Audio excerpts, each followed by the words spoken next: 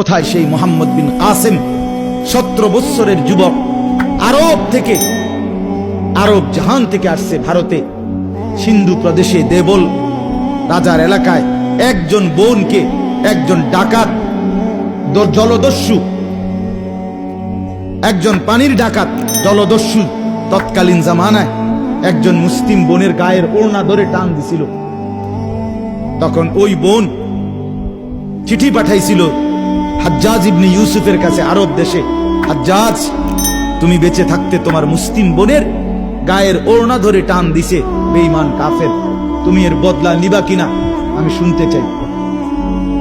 হাজ্জাজ ইবনে ইউসুফ আমরা কিতাবে পড়ছি এরকম চেয়ার ছেড়ে লাফ দিয়া দাঁড়াইয়া চিৎকার দিয়ে বলছে, বোন আমার, গোটা আরবের সমস্ত মুসলমান যুবক প্রয়োজনে জান দিবে, আরবের সমস্ত যুবকের কলিজা যাবে, জান দেবে, শাহাদাত বরণ করবে প্রয়োজনে, তবু আমি তোমার এই বেইজ্জতির বদলা নেব।